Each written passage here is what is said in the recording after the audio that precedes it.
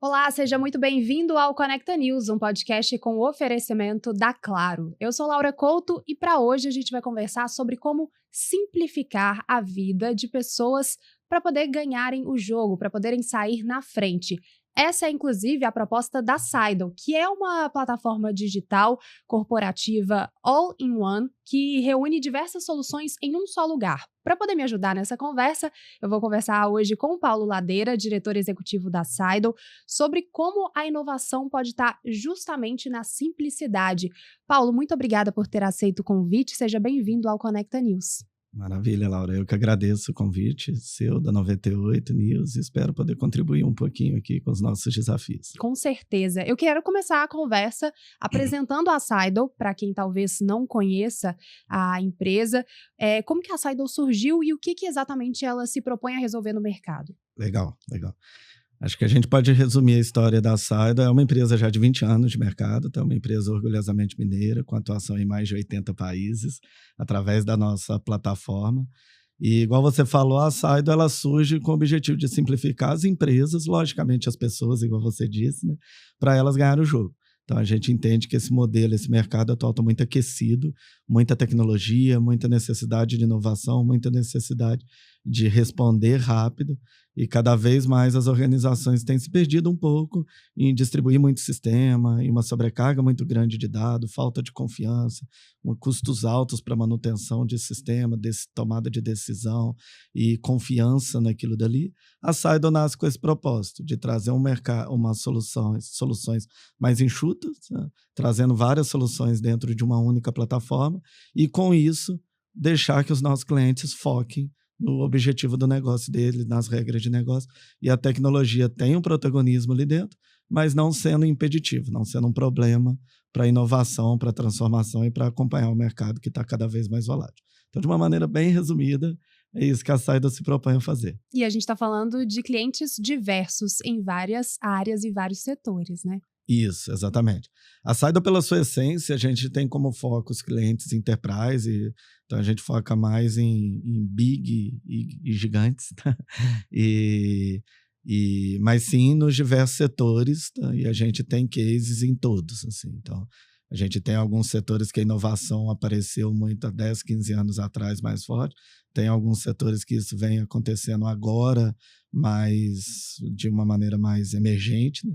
Mas em todos os casos a gente vê que não tem como evitar, tá?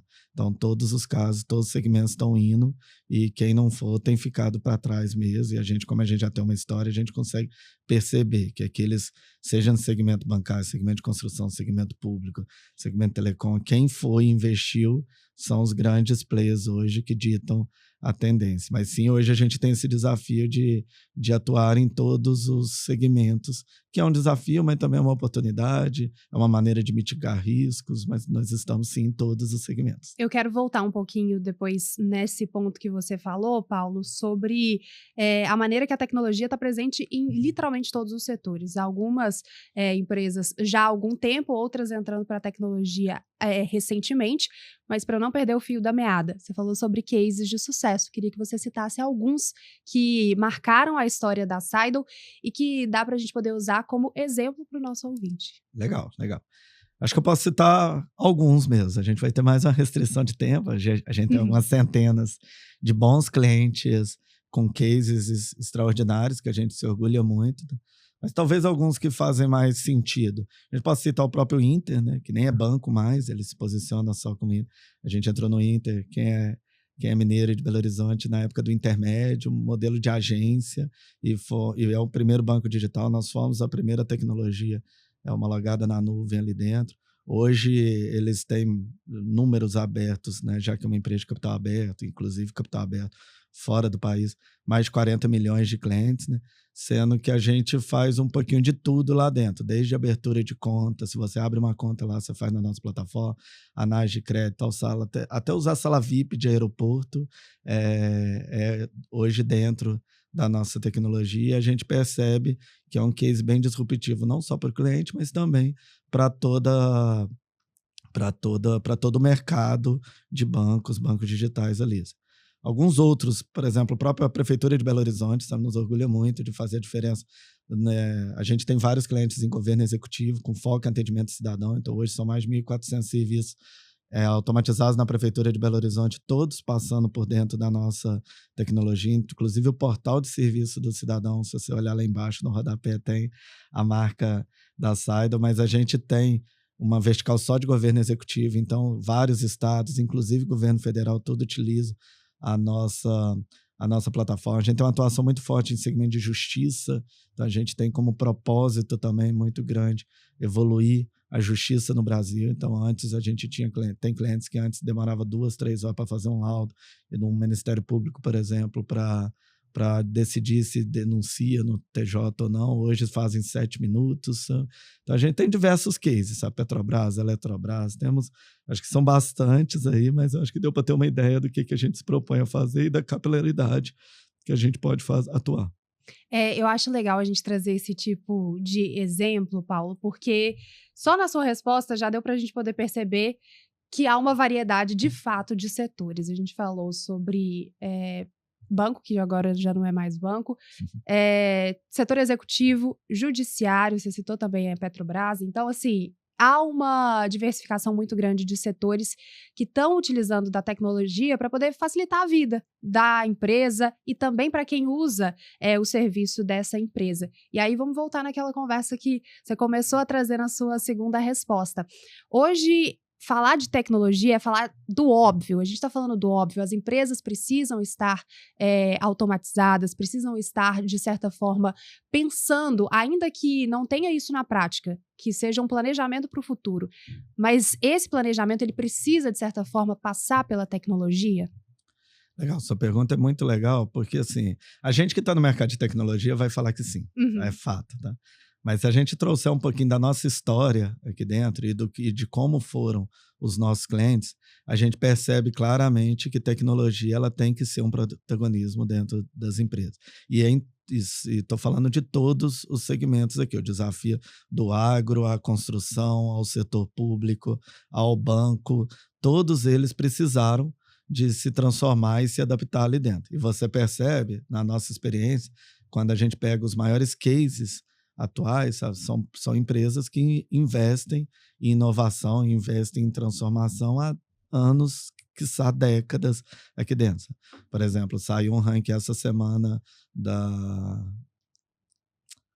Veja, Isto É, não lembro, de um ranking das maiores empresas de construção civil de inovação, tá? As 2 primeiras colocadas são nossos clientes, que é a Andrade Gutierrez e a Barbosa Mello, e a gente que sabe o quanto que eles investem, tá? Num segmento que muitas vezes é visto como, que a TI às vezes é visto como meio, como área lateral, como muitas vezes a gente visita prospecções, leads, assim, que a gente percebe que a TI é visto como custos, e no fundo, assim, a TI não ocupa, nem toda empresa é uma empresa de tecnologia, mas a TI nas empresas inovadoras, nas empresas que têm se destacado, ela tem um lugar no board ali, ela tem uma referência que não é mais uma área meio, não é mais uma área de lado, é uma área que é vista como investimento ali dentro.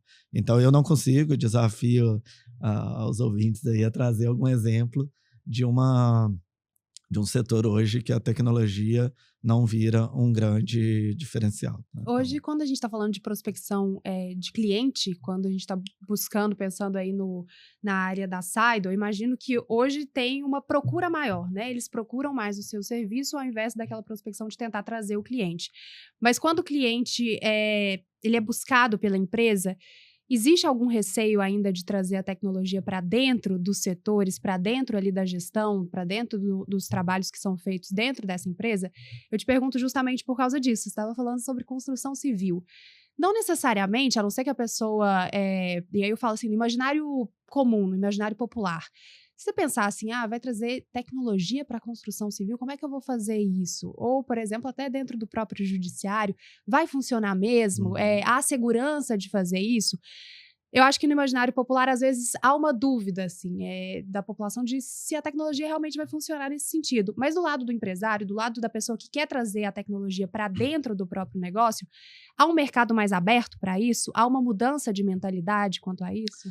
Legal, sim. Tá? Hoje existe, a gente percebe claramente essa mudança de mentalidade. Tá?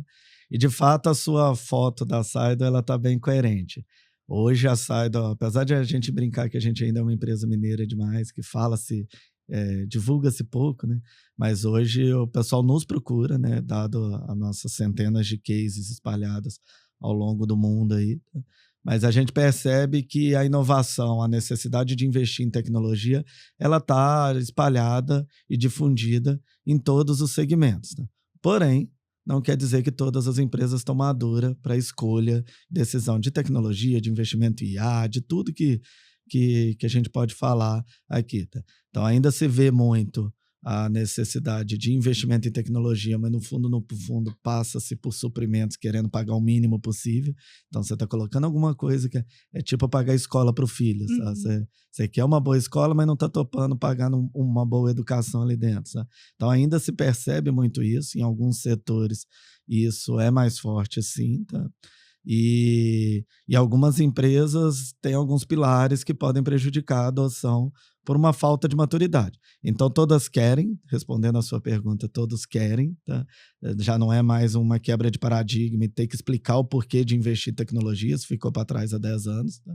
Mas saber investir certo, ainda é um desafio de vários, a gente ainda se depara com bastante.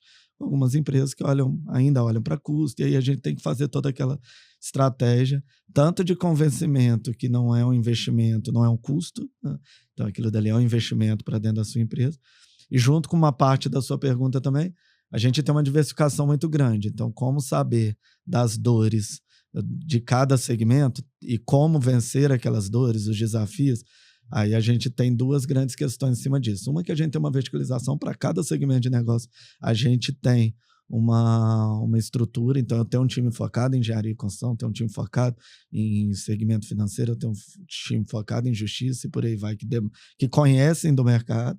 E a gente também tem uma rede de parceiros muito grande, que sempre que preciso, a gente pode buscar ainda mais especialistas mais profundos para nos ajudar ali dentro, que nem sempre, algumas empresas estão maduras e ditam o ritmo, outras precisam de algum apoio, seja nosso ou da nossa rede de parceiro, que a gente tem sempre um leque muito grande de oferta para levá-lo. Isso é muito legal e enquanto você estava falando, eu estava aqui pensando o quanto isso abre debate para a gente poder falar sobre tantas coisas. E aí eu queria pontuar duas questões da sua fala, Paulo.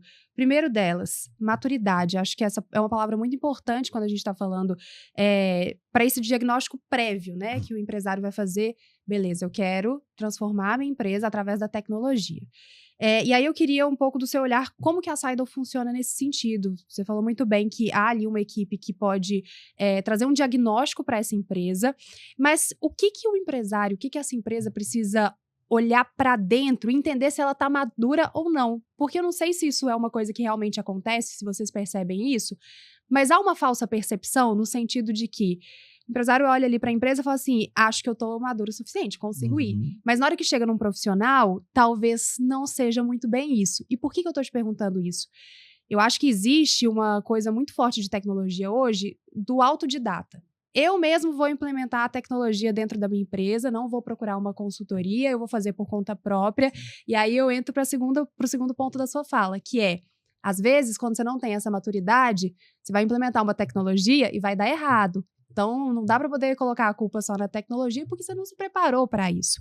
Então, o meu ponto é o seguinte, o empresário a empresa consegue olhar para dentro e identificar quais tipos de ponto para entender se ela está madura ou não e se é o momento certo para poder aplicar a tecnologia. Legal, Laura. Sua pergunta ela é excelente, tá? Porque toda vez que a gente vai falar de inovação, a gente vai falar de alguns pilares, tá? E com certeza o pilar pessoa vai estar no meio desse caminho, né? A gente vai ter pilar de tecnologia, a gente vai ter o pilar de processo. E quando a gente fala de pessoas também, a gente vai falar de quem está contratando, de quem está implementando, de quem está utilizando, de quem está assinando o cheque, né? Que aí você comentou aí do empresário, tá? Eu acredito que quando a gente olha para uma ótica do empresário, a grande maioria tem uma certa maturidade ali dentro, só que ele é o mesmo cara que assina o cheque, ele é o mesmo cara que paga a conta, então muitas vezes existe uma questão de racionalidade ali dentro que é mais natural. Mas trazer isso para toda a cadeia, principalmente em grandes empresas, tá? Isso traz um desafio mais forte. Tá? Então, esse é o nosso...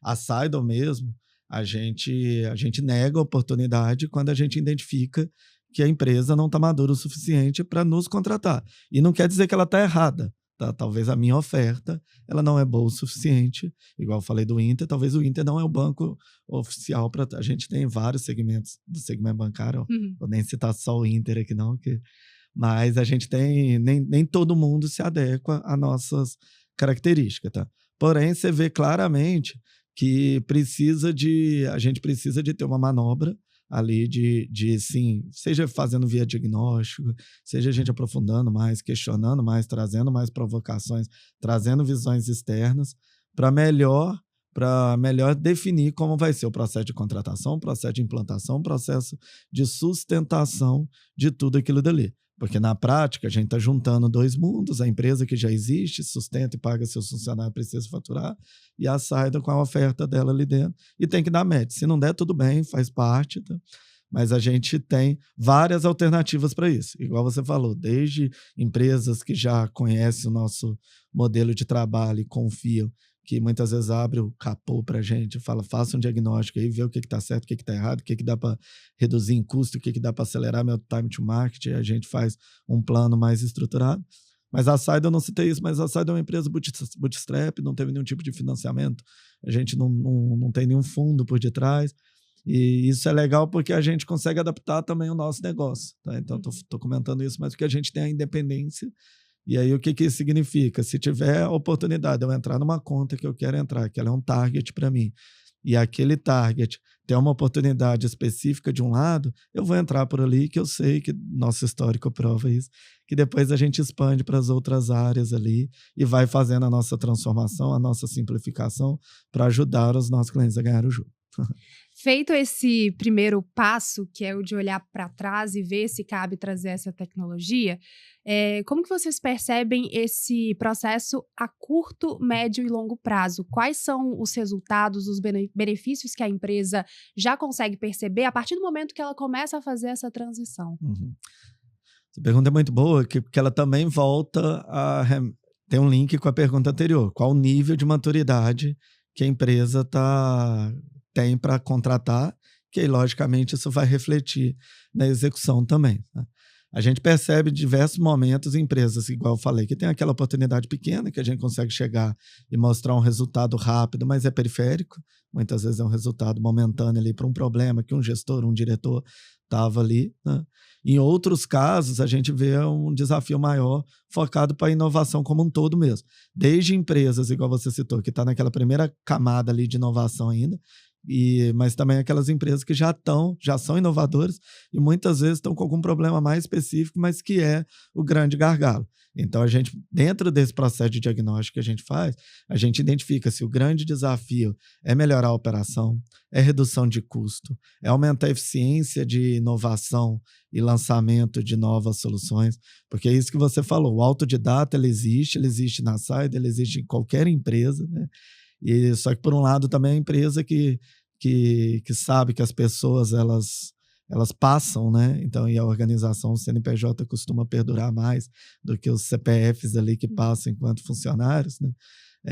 Ela precisa de ter alguns pilares para decisões, como perpetuidade daquilo dali, quanto tempo que é muito comum na nossa área, o profissional de tecnologia quer o que está hypado. Tá? Mas o que estava hypado ano passado talvez já não está mais, sabe? Se eu investir e foquei nisso, eu tenho um pequeno problema nesse meu processo aqui dentro de perpetuidade, estou sempre correndo atrás de uma nova inovação, sem querer ser redundante. Então, assim, a gente demanda muito, a diferença é muito de acordo com o nível de maturidade e o desafio que ele está ali. Mas é interessante o nosso nível de resultado, como a gente consegue provar o resultado rápido, tá? E quando é ROI, é como, inclusive, a gente falar assim, vamos em cima do ganho, tá? Então vamos fazer investimento em cima do que a gente vai reduzindo, tá? Mas é muito rápido, é fora do normal, porque a gente tem uma característica, a gente tem uma arquitetura, principalmente para a América Latina, que é um suporte que funciona muito bem, de parceiro, de custo, de rapidez de entregas, tá? Então, dependendo da dor do nosso cliente, do que ele está buscando ali dentro, a gente consegue trazer uma compensação e mostrar esses ganhos de uma maneira muito clara. Inclusive, é fácil, é parte do nosso diagnóstico. O que eu tenho que atingir para você considerar que foi bem feito. E é interessante, Paulo, que existe uma coisa, assim, acho que está muito latente no Brasil, mas não apenas aqui no nosso país, que é aquela coisa assim, gente, a inteligência artificial vai roubar meu emprego. Ela vai roubar meu emprego, a tecnologia, daqui uns dias um robô vai abrir a porta para mim. E criou-se isso no imaginário popular de uma forma muito forte. E aí eu fico um pouco até conflitante, assim, e esse podcast tem me ajudado a abrir a minha mente e também a dos ouvintes quanto à percepção de mercado quanto a isso. Hoje a gente está falando de uma resistência da população ou a população está mais aberta a empresas que são tecnológicas, saindo um pouquinho do empresário que está procurando essa inovação. O cliente que está ali contratando esse serviço dessa empresa, quando ele entende que é uma empresa mais tecnológica, existe ali uma confiança maior ou ainda há muito o que percorrer, pensando não só na empresa no geral, mas no serviço que ela oferta. A pessoa que vai receber aquele serviço na ponta, há uma confiança maior quanto à tecnologia? Legal. Sim, existe uma confiança bem maior, tá? Como quando a gente tira uma foto, não é uma foto, né? É um filme dos últimos 20 anos, a gente percebe claramente uma evolução muito grande nisso, tá, Laura? E tanto no que tange a adoção de tecnologia, no que tange a IaaS, que é uma outra pauta, que a gente pode falar também, mas a gente percebe uma evolução muito grande nessa adoção. Da nossa ótica, é o suficiente? Não. É o que a gente gostaria que tivesse? Não. Tá? Mas a gente percebe que ainda existem algumas resistências, tá? Que isso vem muito até do ser humano. Tá? A gente encontra muitas vezes um projeto que eu tenho que vender o nosso projeto para substituir uma decisão que uma pessoa tomou há 5 anos atrás ou há 3 anos atrás, mas que não está performando, e eu tenho que vender para essa mesma pessoa. Tá? Então, é do ser humano o ato de defender suas escolhas ali dentro, mas as pessoas estão mais abertas. Hoje, como a inovação está mais latente, as tecnologias estão mudando muito, as pessoas estão mudando muito, cada vez mais as pessoas estão mais abertas à inovação. Isso vai da pessoa física para as empresas. Então, que antes, às vezes, demorava 10, 15 anos para querer trocar aquilo dali, hoje você está mais aberto a ter que trocar de uma maneira mais recorrente ali dentro. Sabe? Mas, ao mesmo tempo, as organizações não querem ficar trocando toda hora, senão não vira uma empresa de construção ou um banco, vira uma empresa de troca de software ali. Sabe? Mas então estão abertos sim, mas você ainda vê aquele conflito de interesse, muitas vezes a TI com uma filosofia própria, sabe? Mas como a gente é de TI também, a gente consegue botar os prós e contras. A TI ela é um grande aliado dentro dos nossos projetos, ela mesma pode automatizar as coisas dentro do nosso projeto, então a gente consegue, a Saido tem essa característica de conseguir juntar os dois mundos, sabe? Mas fica tranquila, a IA não toma sempre. Que bom, acho que é isso que o ouvinte quer saber no final, mas eu acho que é interessante a gente trazer um pouco desse dito popular, né, para poder trazer a conversa para o mais palpável, né, porque eu acho que no final das contas, alguém precisa colocar essa inteligência para funcionar e essa tecnologia para funcionar, porque eu acho que pode ser que um dia que a gente chegue lá, mas acho que a gente não está naquele ponto ainda que a tecnologia vai se criar sozinha. Alguém precisa pensar nela, porque acaba surgindo, e eu acho que você pode corroborar quanto a isso, Paulo, de demandas humanas, né? Todas as tecnologias que a gente viu até o momento foram para poder suprir problemas ou incômodos ou qualquer tipo de questão humana. Então, de certa forma, acho que eu, pelo menos, estou muito tranquila que eu espero que um robô não tome o meu lugar. Mas vamos falar, então, sobre inteligência artificial. Eu acho até interessante quando você falou que seria uma outra conversa, e de fato é. Mas essa questão de tecnologia está muito atrelada com o IA.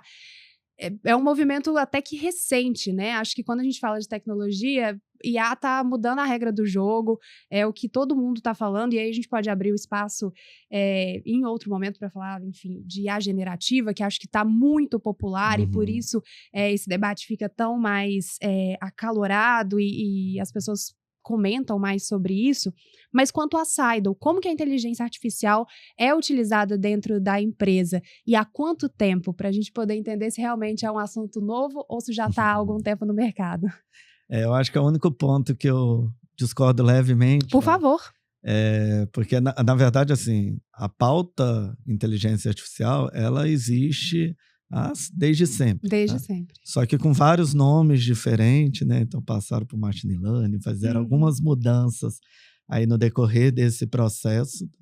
Mas eu acho que nunca esteve tão popular. Nunca acho que a gente esteve pode tão popular, concordo plenamente. Nunca esteve tão hypado aí e nunca esteve numa velocidade tão grande. Então não é surpresa termos chegado nesse momento para quem está no mercado de tecnologia já há algum tempo, mas ao mesmo tempo ele não é...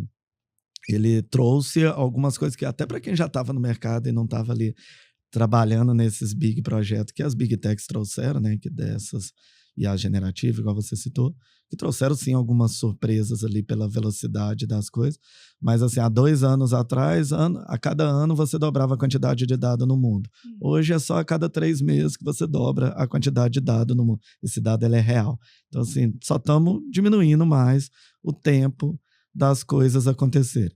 Mas apesar da IA não vir para tirar seu emprego, ela vem para mudar o jeito de todo mundo trabalhar ali dentro, sabe? Então, quem estava muito ali naquela operação, naquele trabalho mais braçal, que muitas vezes a tecnologia ela vem para resolver, sabe? E isso é nos diversos exemplos.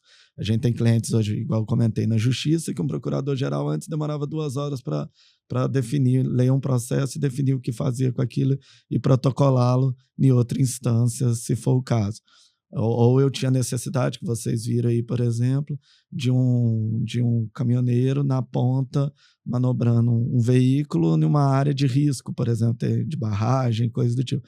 Hoje você já vê, pegando esses 2 exemplos, procuradores podendo tomar decisão em 7 minutos dentro da nossa tecnologia.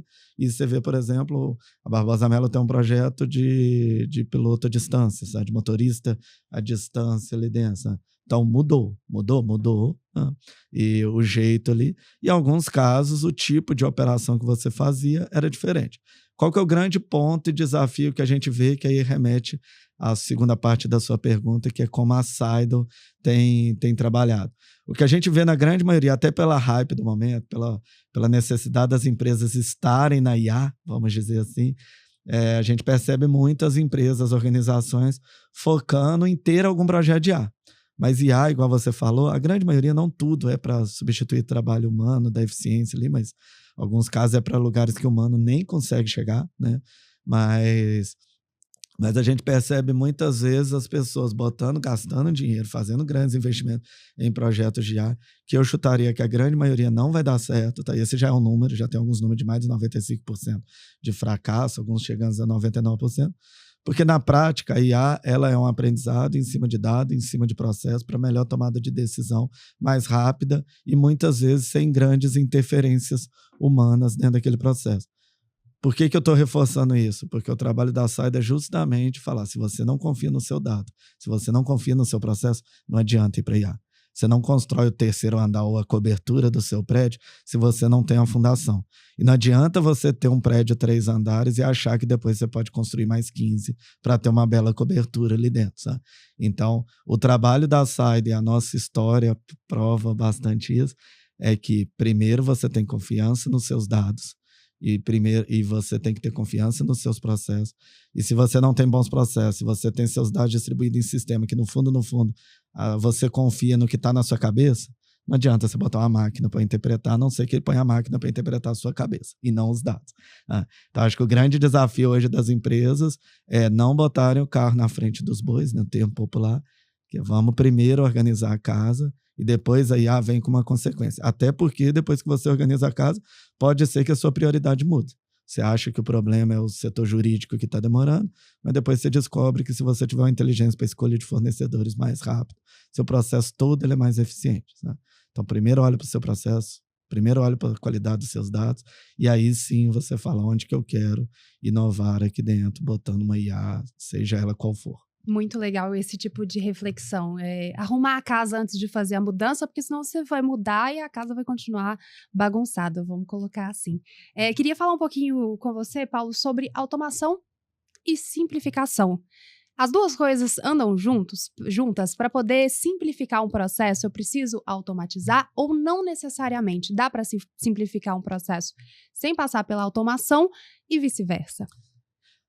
Andam junto, mas não são dependentes, né? Inclusive, você pode automatizar algo, complicando aquilo dali, tá? E você pode simplificar algo sem precisar obrigatoriamente de tecnologia. Para o nível de inovação que a gente se propõe a fazer, para o nível de transformação ideológica que a gente gosta de propor e ter os nossos clientes na mais avançado possível na temática, né? Um não anda sem o outro, né? E o nosso DNA, apesar de que a gente tem parceiros que complementam isso, o nosso DNA está sempre muito ancorado na tecnologia ali sim, tá?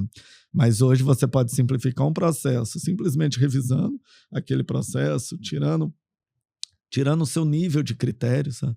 Por exemplo, eu já participei de decisões de que na hora que se discute uma esteira de crédito, de análise de crédito ou de onboard de cliente, fala assim, mas e tal pessoa? Temos exemplo aqui do filho do cara que seria reprovado nesse processo. E aí você percebe que as empresas inovadoras, nesse exemplo, ele fala assim, eu não vou criar uma operação para cuidar do Joãozinho, do filho da pessoa ali dentro. Sabe? Então, você tem tomadas de decisões que muitas vezes você precisa de fazer no seu processo, que você precisa de tirar. O jeito sempre foi assim, vai continuar sempre assim, funcionou sendo assim. E isso é cultura e pessoas, não obrigatoriamente é tecnologia, tá? Mas na hora que você tem cultura e pessoas pensando de uma maneira mais eficiente, de uma maneira mais simples, aí a tecnologia entra para acelerar isso e rampar a inovação ali dentro da empresa e fazer com que ela cresça também, tá? Então, a gente não trabalha um sem o outro, tá?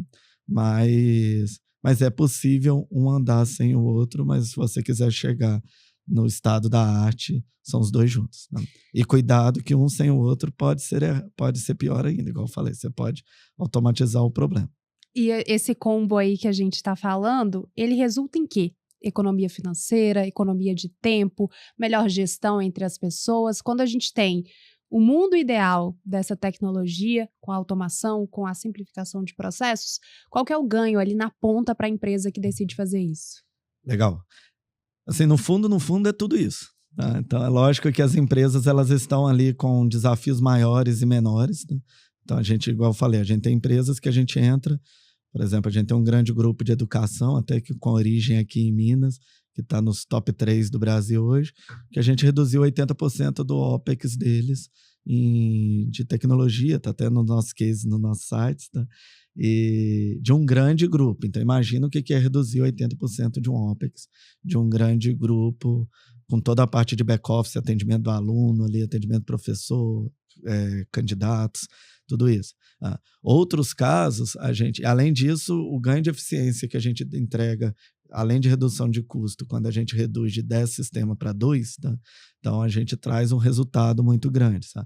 A própria Prefeitura de Belo Horizonte, esses dados são públicos, mas ela reduziu mais de 20 milhões com a implementação, teve um ganho de mais de 20 milhões com a implementação dos nossos sistemas, e o que era um SLA de atendimento médio de mais de 40 dias passou a ser 2, sabe? Olha que legal isso, pensando em cidadão, pensando em resultado aqui dentro.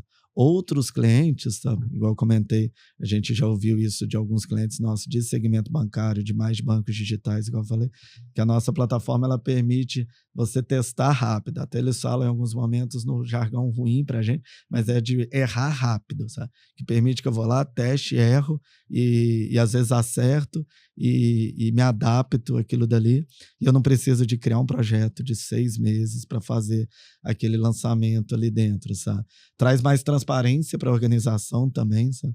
Então, quando você diz aí de gestão de pessoas, sabe? Então, quando a gente traz processos bem implementados ali dentro, você começa a ficar mais claro os pontos fortes, os gargalos ali dentro. Apesar que o processo não tem foco em achar problemas individuais, mas você começa a ter mais confiança na sua análise, na sua tomada de decisão e no seu longo prazo também. Então, assim, A gente passa por todos, em alguns mais, outros menos, de acordo com o desafio do nosso cliente. Por isso que a gente pega desde clientes que tem que começar essa jornada, como clientes que já estão ali sendo referências, mas muitas vezes está gastando muito e a margem está muito baixa, ou está com uma baixa, por mais que uma empresa que inova, mas demora para inovar. Então a gente tem os nossos níveis de maturidade que a gente analisa o cliente, mas em todos eles a gente tem que ter uma capacidade, a gente consegue agregar bastante, desde que o cliente, que é aquela pergunta sua anterior, enxergue que a tecnologia é um diferencial. Tá? Se estiver olhando só para custo, só para vem mais um fornecedor, de fato não é o momento. Caminhando para o final da nossa conversa, Paulo, queria seu olhar quanto ao futuro. O que a gente pode esperar quando a gente está falando de tecnologia nesses setores? Só nessa conversa aqui, que se a gente fosse estender para falar de todas as áreas da Seidl, a gente ia ficar até, não vou falar até amanhã não, até o final do ano, temos muitas áreas, muitos setores. Queria seu olhar quanto ao mercado. Há algum setor que hoje pode se beneficiar mais da tecnologia, que ainda não virou esse olhar por completo para essa possibilidade de inovação tecnológica, e aqueles que já estão mais bem consolidados, o que pode mudar, o que pode melhorar? Legal. Sim, há muitos segmentos que a gente pode explorar aqui dentro, sim. E é legal que isso é um diferencial muito grande da Seidl, é que muitas vezes o que a gente traz para o setor público hoje, para a justiça, é o que a gente aprendeu com quem estava no segmento financeiro há 10, 12 anos atrás, quando começou a querer comprar a briga de banco digital, que muitas vezes não se acreditava, né?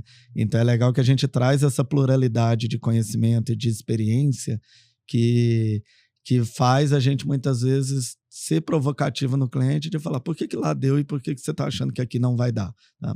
E sim, existem alguns segmentos que hoje acho que estão mais abertos à inovação por sobrevivência. Isso vai desde setor público, com melhor gasto público aqui dentro, sabe?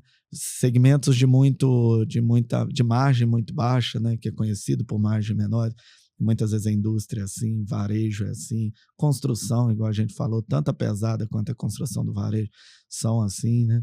Então, todos eles têm uma capacidade ainda de inovar e de trazer uma eficiência muito grande, tá? Resultados muito grandes. E também quem já está um pouco mais na vanguarda, alguns setores que já estão mais na vanguarda ali da inovação, que já estão um pouco adiantados. Acho que, por exemplo, até por sobrevivência mesmo, igual a gente falou, segmentos bancários, segmentos de telecom, sabe? São segmentos que a gente viu que esses segmentos, para eles ganharem escala, para eles sobreviverem, tinha que crescer muito rápido, sabe? Só que são modelos que hoje em dia está virando, por exemplo, telecom. Quando a gente olha para uma foto de 12, 15 anos atrás, existiam telecoms muito bairristas, muito regionais. As marcas ainda existem, mas a grande maioria é a mesma coisa para a instituição de ensino também. Ou você começa a comprar e jogar para dentro da sua tecnologia para ganhar eficiência e ser uma única grande hold, ou você vai ser comprado. Então tem alguns segmentos que, por mais que já abordaram mais, eu assisti uma palestra um dia do reitor de um grande grupo de educação que ele falou, ou a gente começa a comprar, ou a gente vai ser vendido. Esse é o posicionamento do mercado de educação, é o posicionamento de telecoms e por aí vai. Então, também está pronto para esse mercado de poder adquirir novas empresas com eficiência. Isso vale até para quem já está mais lá na ponta. Sabe? A gente consegue contribuir com todos os lados, sabe? Mas um pouquinho mais da tendência, o que eu vejo pela frente, sabe? Cuidado quem é esse decisor, seja o empresário, o CFO, o C-level, o diretor ali dentro. Cuidado para não acreditar em tudo. Né? A gente brinca que hoje em dia, se você abre a janela, entra um pernilongo e 2 vendedores de software. Então, cuidado. Tem muita oferta e o vendedor sabe vender, é o DNA dele. Tá? Então, cuidado para não acreditar em tudo. Seja pé no chão. Sabe? Cuidado para não complicar demais, trazer uma complexidade a mais do que seu negócio funciona, porque o simples funciona em vários segmentos e em big players, tá? Mas, ao mesmo tempo, cuidado para você não ser conservador demais e ficar para trás. Tá? Então, pensar num ecossistema mais simples, da gente especializar o que meu negócio precisa de especialização e não ficar criando uma coxa de retalho dentro da sua empresa, seja de tecnologia, de áreas, de necessidade, que isso, daqui a pouco, para você inovar, você vai estar travado, sabe? E busque bons parceiros, bons fornecedores que vão te apoiar nesse processo, sabe? Então, busque cases, busque soluções, tá? Busque pessoas que te atendam dentro do seu mercado. Sabe? Eu acho que são algumas características que são importantes, mas o principal que eu acho é não ficar para trás, cuidar para não ficar para trás, mas cuidar para você não aceitar qualquer coisa, porque o simples, na maioria das vezes, funciona bem, o que é commodity. E dentro das empresas hoje, você vê muitas áreas que o commodity não é no termo ruim, tá? É num termo mais de o que é geral, né? Então dá para, que é comum entre as empresas, dá para pensar simples, tá? Sem criar muita burocracia, que a burocracia ela é boa por um lado, tá? Então não estou dando um tom só ruim da palavra, não. Mas é importante estar sempre refletindo. Eu preciso desse nível de complexidade, ou estou assim porque é assim. Então trazer essa perspectiva de estar sempre aberto à mudança e inovar é um ponto bem importante. Paulo, muito obrigada pela conversa. Acho que o ouvinte que acompanhou o podcast por completo vai tomar mais cuidado na hora de abrir a janela com os pernilongos. Obrigada demais pela conversa aqui no Conecta News. Até uma próxima. Eu que agradeço, Laura. E agradeço o convite mais uma vez. Esse foi o Conecta News, um podcast com oferecimento da Claro. Hoje a gente conversou com o diretor executivo da Seidel, Paulo Ladeira. Até o próximo episódio.